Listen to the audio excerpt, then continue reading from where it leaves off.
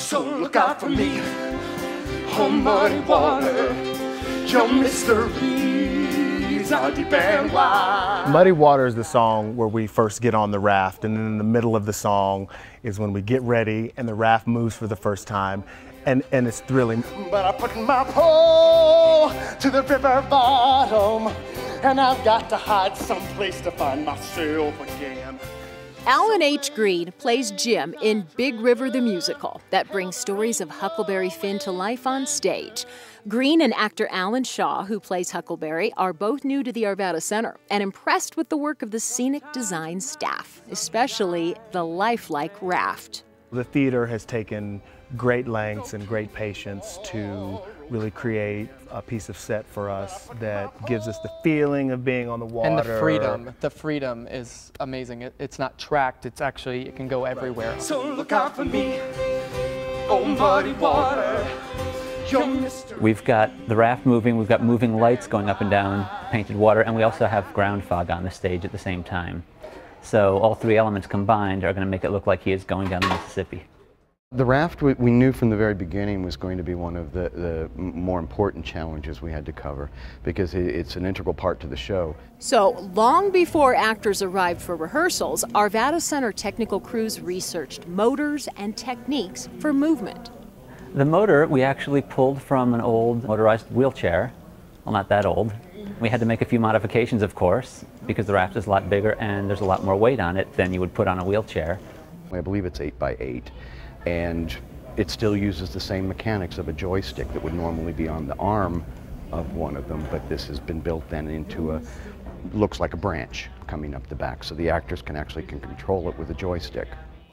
That means the raft isn't tracked. The actors can actually take it anywhere on stage.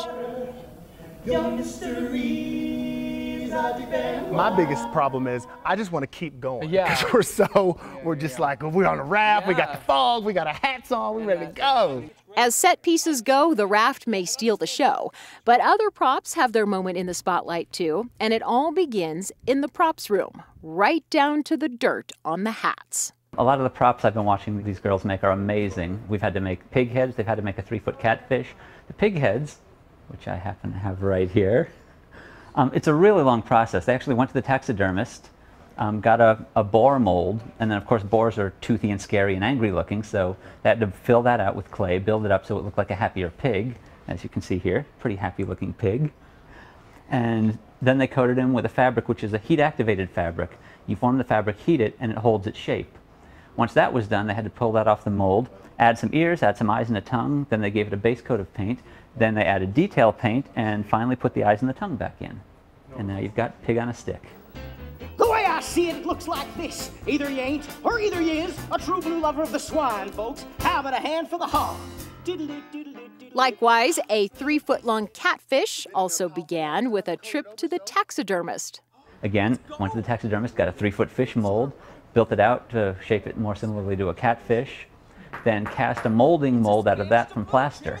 Once that was done, they had to fill that with latex. Once that was dry, pulled that out, had to detail and paint that, had to add the whiskers, had to add the eyes, and then they had to add a slit in the stomach so that on stage they can gut the fish, reach in and find a horseshoe and a coin and various other things that a bottom feeder would eat. Really a long process, but it's well worth it. When you see it on stage, it's absolutely amazing looking. What's this? Must have been in their pile for a long time to coat it over so. It's gold! Another little secret out of the bag, the cigars in Big River aren't really cigars. It is illegal to smoke on stage. In the state of Colorado, you cannot smoke any kind of cigarette or pipe or anything. And yet in this script, it specifically has Huck and Tom Sawyer smoking a pipe at one point. So the props crew found electronic cigars that look like they're lit, but thanks to battery power, not lung power, they emit a water vapor in place of smoke. It's such a pleasure to work with these people, what they come up with and the methods they create. So many times I think people come in and believe that what we have on our stage just comes off of a truck, that we buy the set somewhere and we unload it and put it up on the stage and just do it. And they're not aware that everything they're seeing is created. The costumes are built here, the set is built here, I also think that's one of our strongest points, and that's what makes us so effective. Arvada had massive marble columns that were built into it, and yet every one of those columns was built from scratch here.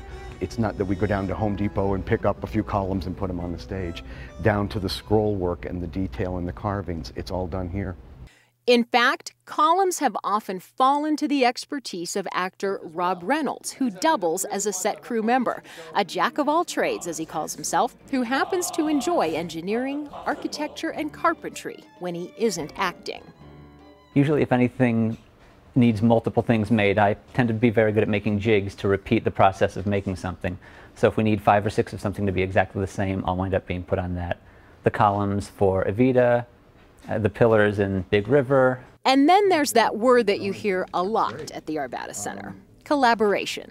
It's really a great collaboration. We've got Brian doing the scenic design, we've got the costume designer, the lighting designer, sound designer, everybody working together on this. And first meeting will happen months before the production is even cast.